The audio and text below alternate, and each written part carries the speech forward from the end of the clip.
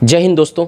ADO का result आने के बाद और लगभग 20 प्रश्नों में गड़बड़ी पाए जाने के बाद जो अभ्यर्थी थे वो काफ़ी गुस्से में थे और उन्होंने इस मुद्दे के समाधान के लिए इसके री एग्ज़ाम करने से संबंधित मुद्दे को लेकर वकीलों से बात की, कई सारे वकीलों से बात की। स्टूडेंट्स ने अपना ग्रुप बना के, वो वकीलों ने क्या जवाब दिया और उन्होंने हमसे ये मांग की कि हम अपने मंच के माध्यम से इसको उठाएं और हम उनका साथ दें। तो हम भी पर्सनली वकीलों से लीगल एडवाइस लिए कि इस मुद्दे पे क्या बेहतर किया जा सकता है जिससे स्टूडेंट्स को दिक्कत ना हो, जिससे अभ्यर्थी, इसके लिए परमानेंट सॉल्यूशन क्या हो सकता है। इस संबंध में हमने भी कुछ लीगल एडवाइस ली बहुत सारे वकीलों से। वो उसका समराइज करके मैं बताऊंगा कि उन्होंने क्या जवाब दिया इस चीज़ों का। ये वीडियो उनके लिए है जो स्टूडेंट ईमानदारी से मेहनत कर रहे हैं, ईमानदारी से एडीओ के लिए उन्होंने मेहनत किया है और सारे एग्ज़ाम में मेहनत कर रहे हैं। ये वीडियो उनके लिए है।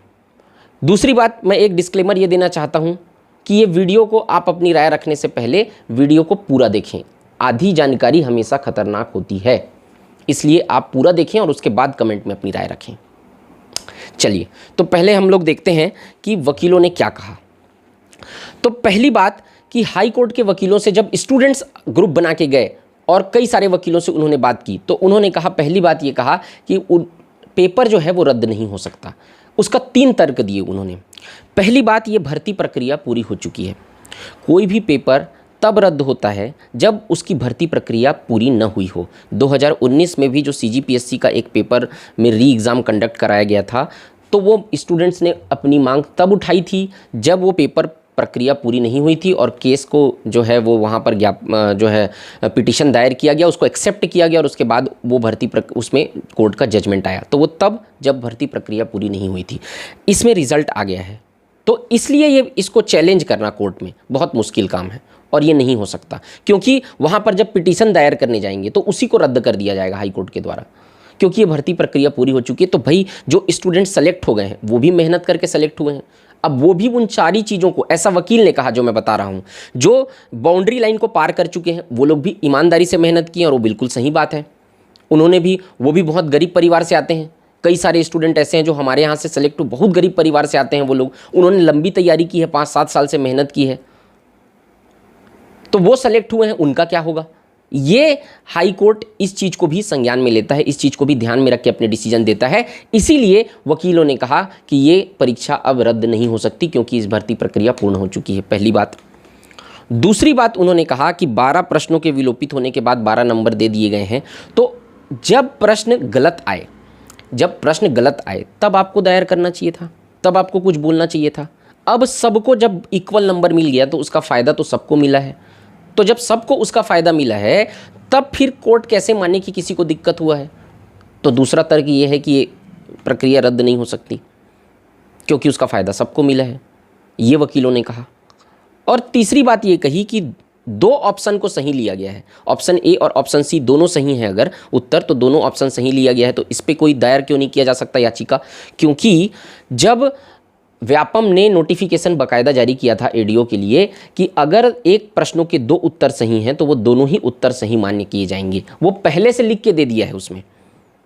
तो पहले से जब लिख के दे दिया है तो उसको किस आधार पे आप जारी कोर्ट में जो है वो चैलेंज करोगे, जब वो पहले से लिख के दे दिया है तो। दूसरी बात, एक बात और बोली उन्होंने, तो उन्होंने 3 तर्क दिए कि नहीं हो सकता कि भाई पीएससी जो है वो साफ साफ ये कहता है, पहले ये 10% था, अब ये कहता है कि 20% सवाल अगर गलत हुए पेपर में तब उसका री एग्ज़ाम कंडक्ट कराया जाएगा। व्यापम तो इस संबंध में कोई बात ही नहीं करता। तो आप अगर, अभी तो ये स्थिति है कि अगर 40 प्रश्न भी गलत हो गए तब भी आप री एग्ज़ाम के लिए वहाँ पर कुछ बोल नहीं सकते। तो ये बात कुल निकल के आई जब स्टूडेंट्स ने हमको ये बात बताई जो है वो, उसके बाद हमने खुद उसी समय बात किया कई सारे वकीलों से और कुल मिलाकर यही जवाब हमको भी मिला कि ये चीज़ याचिका दायर करेंगे तो वहाँ पर से रिजेक्ट हो सकती है। याचिका रिजेक्ट होगी, इसके ज़्यादा चांसेस है, क्योंकि उन्होंने एविडेंस भी दिया। एक वकील से मैंने बात की, उन्होंने कहा कि सुप्रीम कोर्ट में भी ये याचिका दायर की गई थी एक स्टेट के द्वारा, उसमें भी ऐसे ही हुआ था, क्योंकि उसकी नियमावली में लिखा हुआ था कि इस तरीके की चीज़ों में कोई बात नहीं होगी। इसके कारण से वो याचिका जो है वो रद्द हो गई, याचिका ही एक्सेप्ट नहीं किया गया। एविडेंस भी बताया उन्होंने। तो एक बात क्लियर हो गई, स्पष्ट हो गई। अब क्योंकि ये नहीं हो सकता, अब रिफॉर्म तो बहुत ज़रूरी है, इसमें व्यवस्था में सुधार तो बहुत ज़्यादा ज़रूरी है। इसकी मांग तो मैं पहले से करते आ रहा हूँ। मैंने तब इसके बारे में वीडियो बनाया था, सीजी व्यापम स्कैम से रिलेटेड, आपके डिस्प्ले में हो रहा होगा, जब ये भर्ती प्रक्रिया पूरी नहीं हुई थी। तब से मैं मांग उठा रहा हूँ। जब से इसका रिजल्ट आया है तब से स्टूडेंट जो लगातार मुझसे मांग कर रहे हैं, उसका स्क्रीनशॉट मैं शेयर भी करूँगा कि सर आप हमारी आवाज़ उठाइए, आप बात को, अपनी बात को रखिए। आपके बोलने से बाद काफ़ी सारे स्टूडेंट्स आएंगे और अपनी बात को रखेंगे, तो आप हमारी बात उठाइए। और यही चीज़ हम जो है वो जब उठाने के लिए गए कोर्ट में, ठीक है, कि इसमें क्या ऐसा हो सकता है जिससे स्टूडेंट जो है वो लगातार इस चीज़ों के भंवर से, जो एक आयोग ने बना के रखा है कि गलत प्रश्न छापना, और इससे अभ्यर्थी जो है वो बाउंड्री लाइन से चूक जाते हैं, बाहर हो जाते हैं, तो कैसे इसको अच्छा किया जा सकता है, कैसे बेहतर किया जा सकता है इस समस्या, ताकि स्टूडेंट, आगे वाले स्टूडेंट को भी ना हो और अभी एडीओ की जो परीक्षा दिए हैं उनका भी कोई उपाय निकल सके। हम इस मुद्दे को लेकर वकील से मिले, लेकिन हुआ ये, अब ये मैं इस मुद्दे पे बात करना चाहता हूँ कि क्यों यहाँ पर कोई बड़ा आंदोलन नहीं खड़ा हो पाता, क्यों कोई बड़े संस्थान का टीचर आता आपके साथ नहीं आना चाहता इस चीज़ के लिए। क्योंकि जब मैंने इस बात को उठाया तब कमेंट सेक्शन में भी और पर्सनल मैसेज भी करने लगे कुछ स्टूडेंट कि सर आप तो अपना कोचिंग चलाना चाहते हैं, आप ये बताइए कि कितने सारे स्टूडेंट ऐसे हैं जो हमारी संस्थान से सेलेक्ट हुए हैं, हमको अपना प्रचार ही करना होता तो हम उन स्टूडेंट्स की बातें शेयर करते, उनका चीज़ों को बताते आपको, और उससे हमारा प्रचार हो जाता। एक तो खुद स्टूडेंट का एक ग्रुप है जो हमसे मांग कर रहा है मेरे से कि सर आप हमारी बात को रखिए, और जब मैं उनकी बात को उठा रहा हूं तो स्टूडेंट का एक ग्रुप ये है जो कह रहा है कि अपना कोचिंग का प्रचार कर रहे हैं। कोचिंग के प्रचार करने तो कई माध्यम हैं, मतलब जब टीचर आपके साथ खड़े होने की कोशिश कर रहा है तो खुद से कुछ स्टूडेंट उनका पांव खींचने की कोशिश कर रहे हैं, उनकी आलोचना कर रहे हैं। तो ये बताओ कि स्टूडेंट अगर खुद दो गुट में बढ़ जाएंगे तो कौन टीचर आपके साथ आएगा? आप इस बात को समझिए, क्योंकि स्टूडेंट में यूनिटी नहीं है यहाँ की। जब कोई बड़ा आंदोलन होता है, जब बड़े टीचर जो है वो आंदोलन करते हैं देश के, तो उनके बात को इसलिए माना जाता है क्योंकि सारे स्टूडेंट, उसमें से कोई भी स्टूडेंट उनका विरोध नहीं कर रहा होता, स्टूडेंट एकदम खड़े होते हैं अपने टीचर के लिए। लेकिन हमारे यहाँ के स्टूडेंट खुद ही टीचर का पांव खींचने की कोशिश करते हैं, उन्हीं की आलोचना करने की कोशिश करते हैं। हमारे लिए तो सब स्टूडेंट बराबर हैं भाई, जो सेलेक्ट हुए हैं वो भी हमसे कहीं ना कहीं पढ़े हुए हैं, एडीओ के लिए भी पढ़े हुए हैं, तो भाई हमारे लिए दोनों स्टूडेंट बराबर हैं। जो सेलेक्ट हुए हैं वो भी मेहनत करके सेलेक्ट हुए, उनके पिताजी, कई स्टूडेंट तो ऐसे हैं उनके पिताजी आज भी साइकिल में चलते हैं, वो इतनी लंबी तैयारी किए हैं कि पीएससी का एग्ज़ाम छोड़ दिए हैं एडीओ का सेलेक्ट होने के लिए।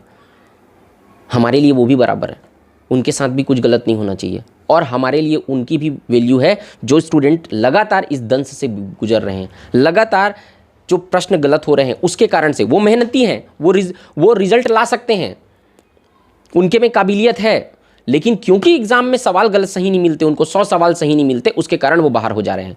क्या उनकी बात मैं ना उठाऊं? और अगर मैं वो बात उठा रहा हूं तो दूसरे गुट का स्टूडेंट मेरी ही टांग खींच रहा है, मेरी ही आलोचना कर रहा है, तो ये कैसे होगा?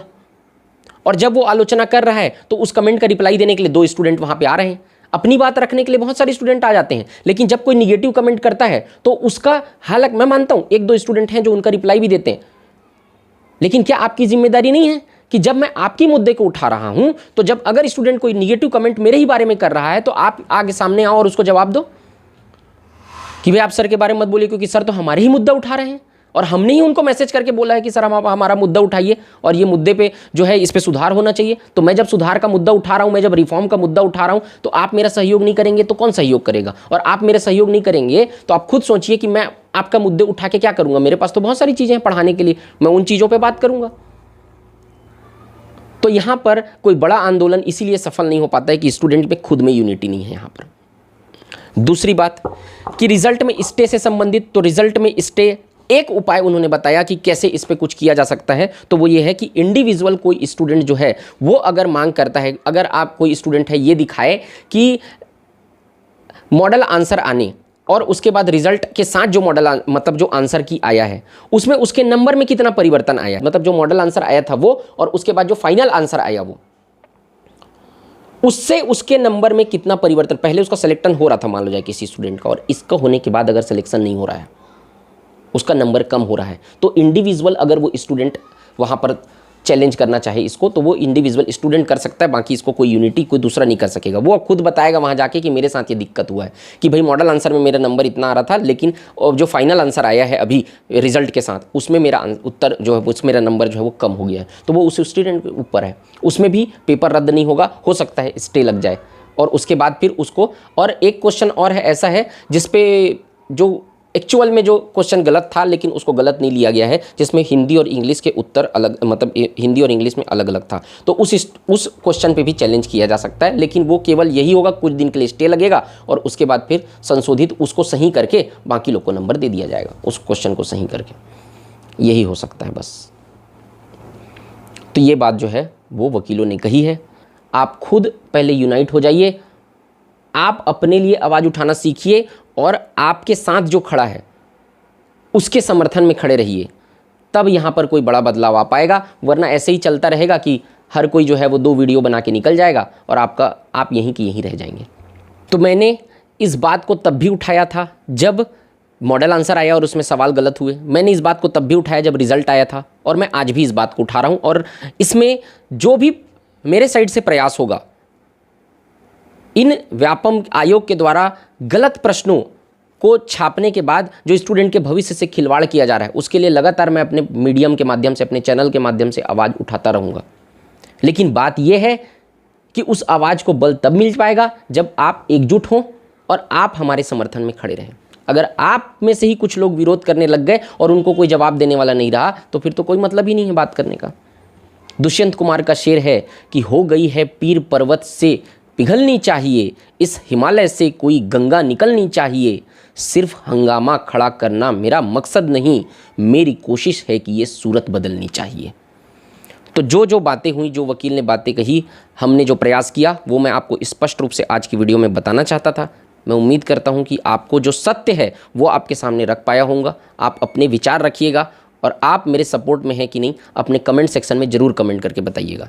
जय हिंद, वंदे मातरम।